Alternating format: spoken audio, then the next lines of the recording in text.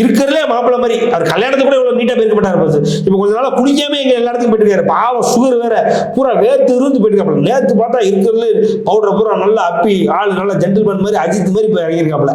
அஜித் மாதிரி போய் இறங்கி அவர் பாட்டுக்கு சிரிக்கிறது கையை கொடுக்கறதுன்னு ஒரு நாய் கட்டுக்கல சார். நான் என்ன கேட்கறேன்னா ஒரு நியாயமா நான் கேட்கறேன், இந்த கேள்வி ஒரு நியாயம் சார். கடைசி 2 வருஷம் ஆயிடுச்சா கட்சி ஆரம்பிச்சு? 2 வருஷம் ஒரு 10-15 நாள் ஆயிருக்கு போல.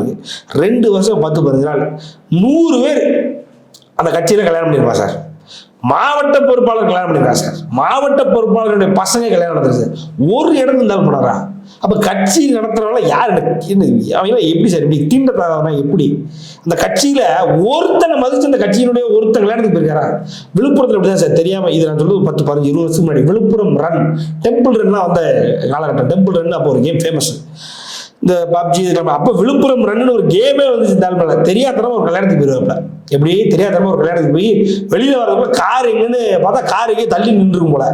அவன் ஏதோ டீ குடிக்க டிரைவரையும் வண்டி எடுத்து போயிருக்கான். இவர் வெளில வந்து காரை தெரியவே இல்லைன்னு நடக்க ஆரம்பிச்சார். பசங்க போற ஆளு போட்டோ எடுக்க ஓடுறாப்புல விழுப்புரத்துல.